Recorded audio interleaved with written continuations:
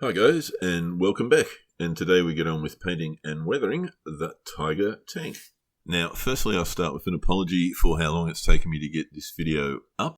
I had actually finished the painting and weathering of the Tiger fairly quickly after the making of video went up. Then it took me a couple of weeks to get the editing all done, but I was pretty much on track to get this up a few weeks ago. But then I had some stuff happen, so insert excuses here. I lost my job. I was looking for a new job. We had a massive storm. Huge branches fell onto the roof and smashed it up. I spent 2 weeks rooting around with the insurance company to get that sorted out. I found a job. I started a job. I got abducted by aliens. I was anally probed. I had another electrical storm and we were without power for 3 days, and then everything came good, and it's now the 1st of November and I've started recording. So fingers crossed this is up and available for you within the next few days. And yes, I said it. Well, I think I was. Anyway, let's get on with the painting and weathering.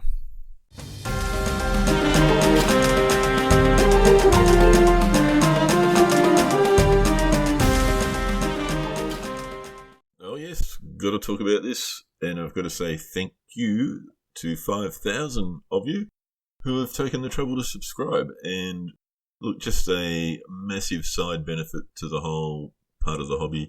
For me, there's two parts of the hobby. There's the building the kits and painting them and creating the dioramas, and then I get probably just as much enjoyment out of creating the videos and getting them up. And certainly from my perspective, what it's done is, allowed me a platform to make some really good friends and correspond with quite a few of you through email directly. And as you all know, just really love the comments and being able to respond to you there. So thank you so much. Never expected it would get this big. Now, I know in the scheme of things 5,000 is very tiny little channel, but when you are sitting there and the only 5 subscribers you've got are blood relations, when you first start, 5,000 seems inconceivable. So thank you very much, and onwards and upwards to 10k, which is the next time we'll have a giveaway. But speaking of giveaways, a little bit more on that now.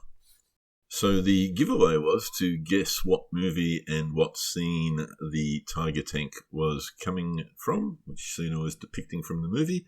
And there were 4 themes that came through. Kelly's Heroes, which was one of my favourite childhood movies, and I watch it probably at least once a year. Fury, which I don't mind, but don't watch it regularly. Saving Private Ryan, I tend to come back to regularly and watch the action scenes. I get through the rest of it. And White Tiger, and I hate to say this if you guessed White Tiger, it was a movie I wasn't even aware of, but it's on my list to watch fairly soon. So we had a few votes cast, 3 for Saving Private Ryan, 6 for Fury, 4 for White Tiger, and 9 for Kelly's Heroes. And because I can't help myself, that means 13.64% for Private Ryan, 18.18% for White Tiger, 27.27% for Fury, and overwhelming majority 40.91% for Kelly's Heroes. And in fact, I am depicting a scene from the movie Saving Private Ryan. So we had 3 correct guesses there, Steve, John and Paul.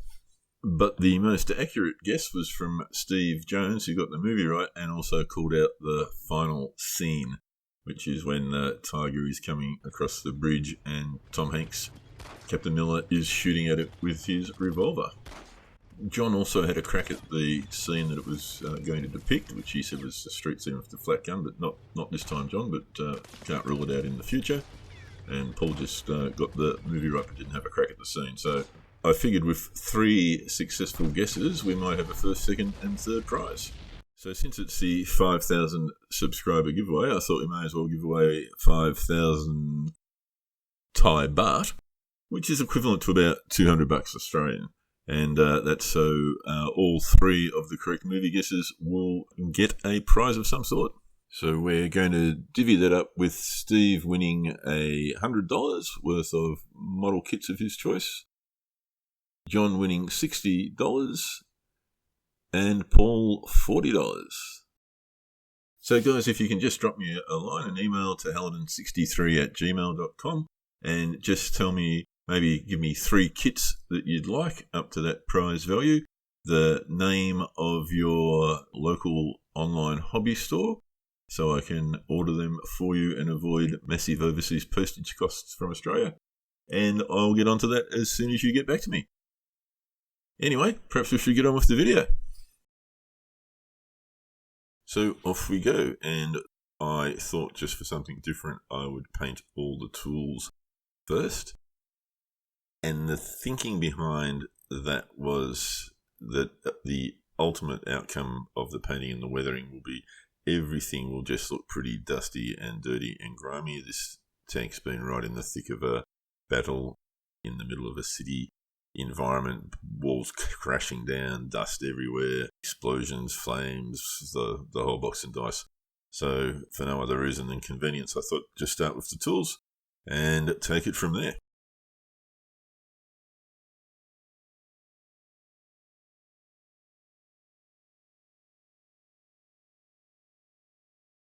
And then I decided to protect just parts of the tools with a little bit of blue tack for what was coming next, which is putting on the base coat, the rust proofing. I wanted to try and avoid the tools largely, but just protect some pieces very carefully.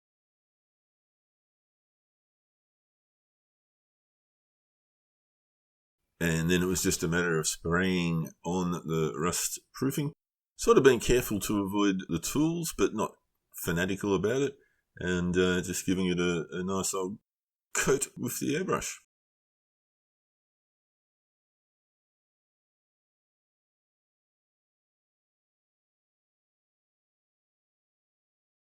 So on with painting the camo, and it's really hard to see in the actual movie because although the tank's sort of a feature of the final scenes in particular, Captain Miller shooting at it with his pistol, you sort of get a flash. It cuts to the tank. You see it for a few seconds, and it cuts back. It's very dusty. There's lots of smoke, and it just looks really, really dark. So I sort of felt I had a bit of license to do whatever I wanted to do with the dry camo. To the best of my knowledge, the picture you see now is the actual mock-up of the tank. So based on a T3485 chassis. Hence, it doesn't have the overlocking wheels. It's just got the straight run, and clearly a lot of work done to make it look Tigerish.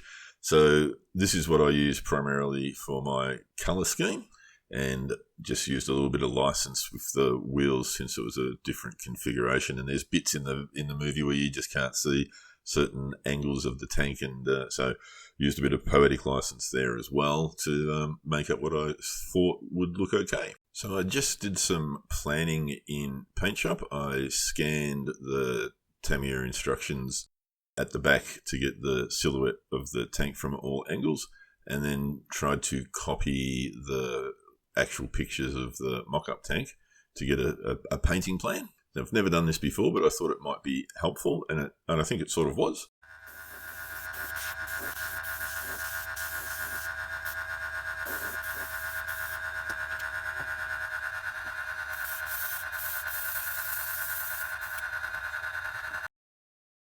So I've tried a few different things to do masking on vehicles in the past, silly putty or just the builder's tape.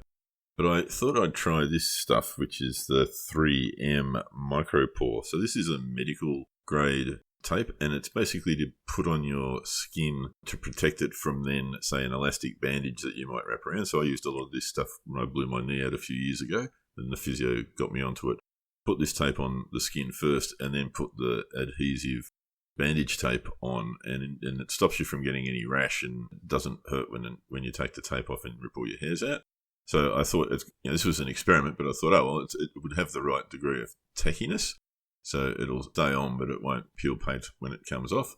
Watch as it unfolds, but made a couple of templates for the wheels, so I could work my way through that. The rest you'll figure out as we go. So might give you a bit of music, see if I can find some nice blues music to accompany this, and I'll come back in a little while.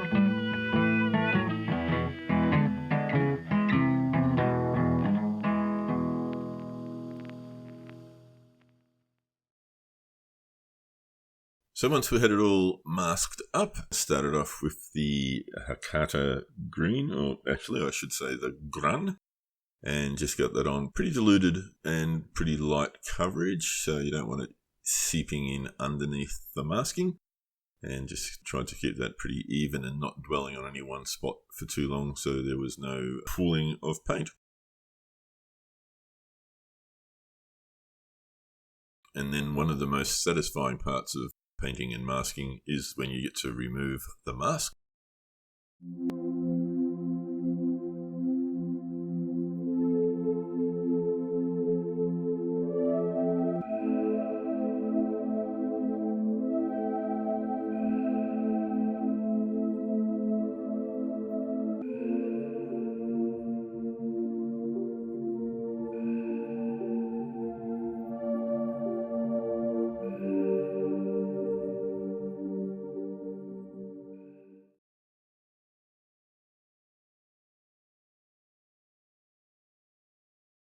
And then it's rinse and repeat. So it is a little time consuming, it's a little bit fiddly, but I was happy with the results, given it was the first time I'd tried this approach with this masking material. So certainly something that I want to explore again to see if I can get it a little bit better and a little bit more refined. And then, of course, it was time to hit it with the brown paint, or to be more accurate, the Hataka Rotbraun, the chocolate brown.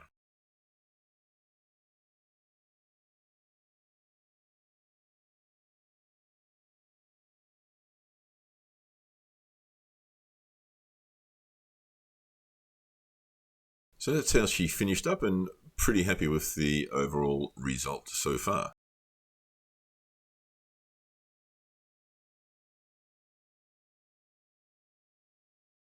So then it was back to the tracks, and I'd already primed them and then undercoated them with a rust, and now just putting on a fairly thickish black wash to hopefully unify all of the tracks. And then with the gun grey, getting a bit of dry brushing happening, so getting most of the paint off the brush and then just looking to lightly clip the high raised areas to just bring out some of that metal sheen.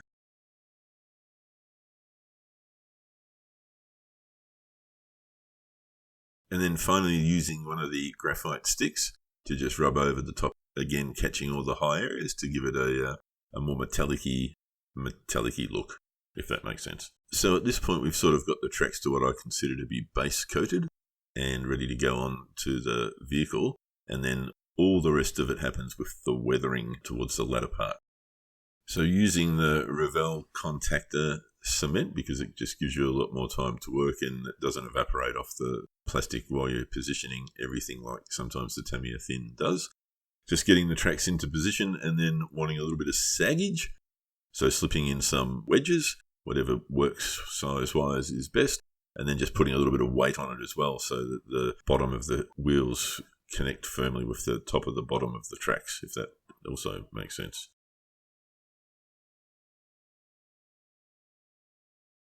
So on with the stowage, and I've got this mini German jerry can set, World War II vintage, and a nice mixture of cans there, the Rubicon model decals. And we've got the ResiCast wooden boxes, because my wooden boxes aren't quite good enough yet, and I need to do some work on them. So the jerry cans go together fairly simply. There's only a couple of parts. There's a bit of PE involved, and I decided to use the larger pieces, the big ones here. They're the decals that come with the jerry can set, which I won't be using. And lots of plastic in the mini box. They're cleanly moulded. They're, nothing spectacular, but they're certainly very serviceable and will suit the role here. The decals are really nice. I needed the red ones with the white outlines, and I needed to be able to make up my own number to match the tank, 232. Boxes are great, just a minor amount of cleaning up required, and a number of various sizes, so that worked well. So I did the unit marking next, which is a decal I stole from a Panther kit, and it's barely visible in the video, but if you pause it, freeze frame it, then you can make it out. Now, given that the battle represented here is actually completely fictitious, so there was no actual unit in this battle. It's a movie battle, but that one was as close as I could get it to match, so I think that's what they were aiming at from a movie perspective. Now, before everyone goes bonkers and says, what do you mean it was a fictitious battle? I've done a fair bit of research on this, and it certainly wasn't a real battle, so the battle at Ramel didn't happen. And in fact, if we have a look at the video here, we can prove that Ramel doesn't even exist as a place. So here we are in Australia. That's me down there in the bottom in Victoria. Well, not the very bottom in Tasmania, but we don't count them. And then just start typing in Ramel, France. And where we get taken to is a place called Merderet, which is not anywhere near where the battle might have actually taken place anyway, more off to the east of the Channel Isles. So don't shoot me down in the comments, but if I'm actually wrong, then please point that out for sure. Anyway, back to the building. So kicked off with doing some of the jerry cans. Didn't use the PE for the nozzle and the handles. I just couldn't be bothered with the fiddliness of it all. There's a metallic looking box on the back of the Tiger, so I just scratch built it out of bits and bobs from other kits and some plastic, and then looked about a plausible method of how it would be fastened to the back of the tank. Just a bit of a test run here to try and match up as closely as I can the sort of configuration of the stowage, but it's not necessarily 100% correct. And then off and running with the painting of it all, getting the primer on, and then working on the individual pieces. So you can probably understand this just as well as I can explain it. So I might have a rest from my voice and come back to you in a little while.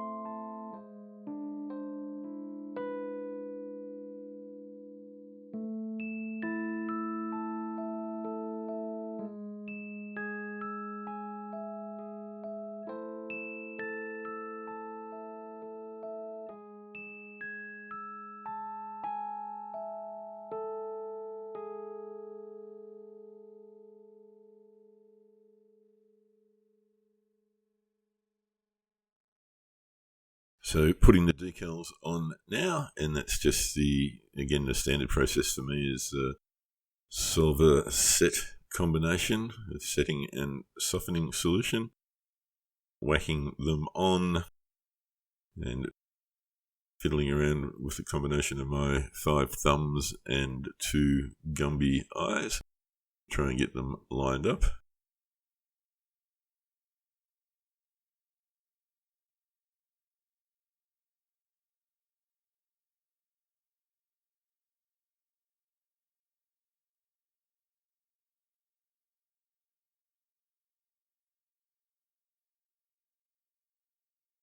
And once that's done, because of the Zimmer, it just gives them a real good press down with the cotton bud to make sure it gets in amongst the Zim, and then some softening solution over the top, and rinse and repeat.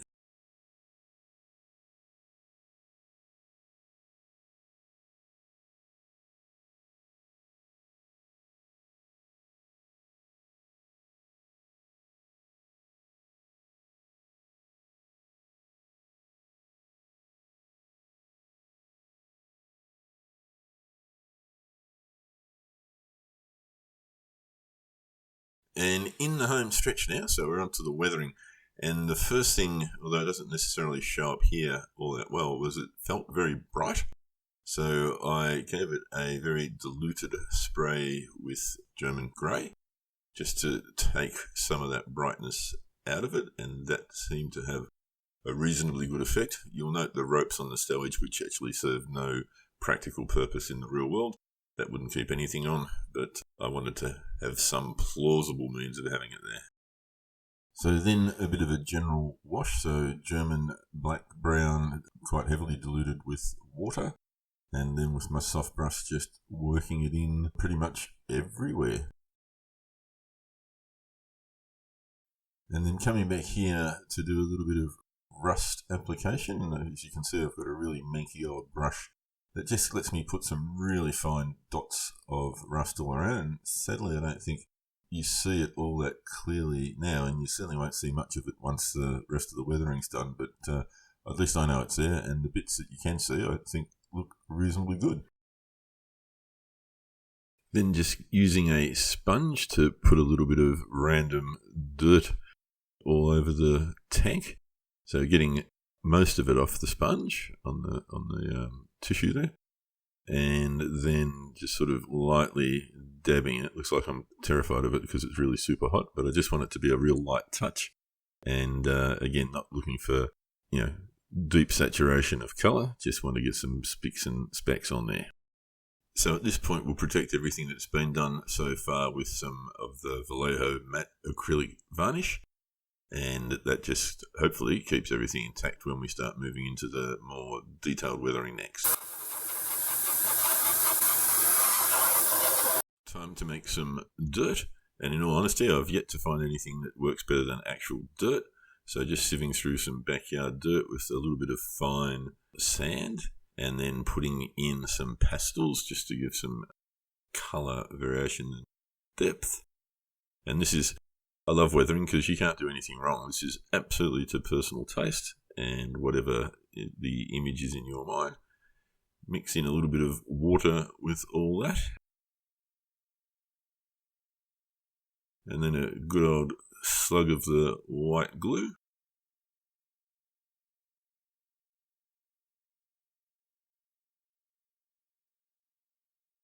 And just for a little bit of variation, I thought I'd whack a little bit of that ballast in as well. And then I started to get real creative, and so I'll stick in some static grass too, and mix all that up into a nice gloopy mess. And then just shove it on. And I think I cleverly failed to film the shoving on, but you can see the after results. And I was really happy with that. I thought that came up pretty well, and also looked quite a lot like the tank in the movie as well. So pleased with my mud. Now coming back in with the Vallejo Gun Grey. And again, just looking to pick up some highlights there, just to show where wear and tear and whatever has exposed the metal, and then using my graphite sticks to pick up the edges and the highlights, because I figure the tank has come cross country because it's got mud all over it. In the one in the movie's got mud all over it, but it's also just been fighting in a city environment, so it should be relatively clean on the tracks, even if the wheels have still got mud in them. And then the final touch is the pastels. So I love using the pastels, and this tank is a really dusty, dirty beast, and there's been lots of explosions going on in the town, and flames and smoke and who knows what else. So getting a fair whack of mid-tone grey pastel ready, and then using my big sort of feathery brush, just shaking it on. So not at this stage making direct contact with the tank, just wanted to feather it on and replicate, I guess, ashes and dust and debris that might have fallen on the tank as it's been making its way through the building. And then coming back in with the airbrush on a pretty low pressure and blowing that away. And then it's just rinse and repeat till you're satisfied with the finished result. So again, I don't think there's any right or wrong here. And at this point, really being careful to work it into certain areas. Once you start rubbing it in, it tends to be a little bit more likely to stay. And I'm certainly putting plenty of it on, so didn't want it obliterating all of the other details. But again, in the movie, when you see the tank, and as I said, it's a key sort of scene in the movie, but it comes and goes in few second bursts, so you don't really ever get a great look at it. Putting on some of the lighter grey that's just there before to simulate a little bit more of the ash, and then looking up to darken up some of the vents with some black, but not having it as a stark difference. A little bit of black around the exhausts. In with a little bit of the darker pigment for the rust.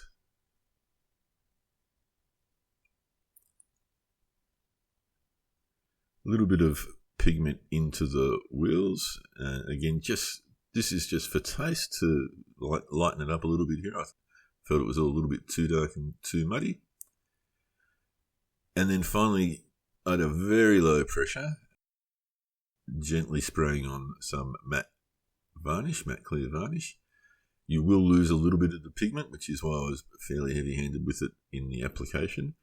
But as long as you don't blast it away at a high pressure and you sort of come at it from a bit of a oblique angle, it should preserve the vast majority of it. So that's about it, guys. We'll be back in a tick finally with the final reveal.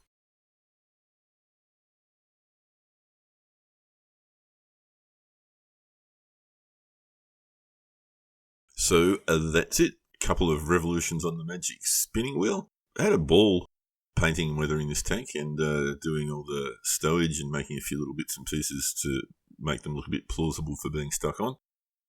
Thoroughly enjoyable. I think it's come up pretty well. I think it will represent the tank from the movie quite convincingly. So you've heard way too much of my voice. So enjoy another couple of revolutions from a few different angles and a few still pictures for close-ups, and I'll come back and say goodbye.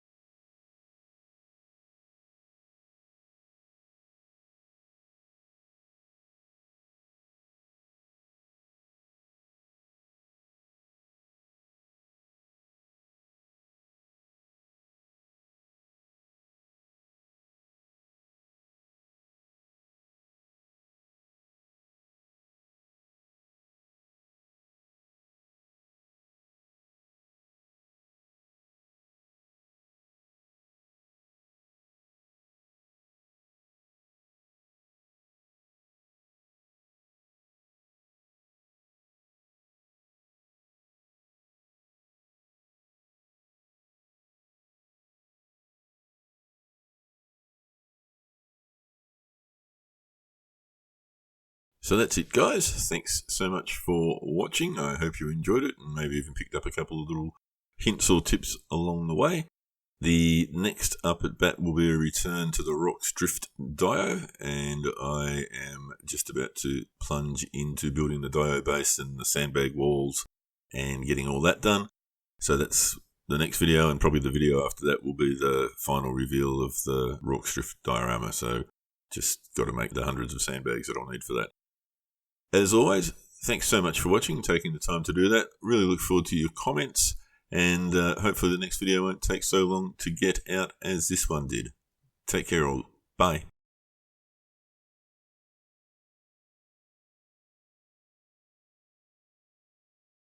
So if you like this video, hit the thumbs up and share. Subscribe if you're not already a subscriber, and ding the donger. And of course, leave a comment because I love reading them. Cheers!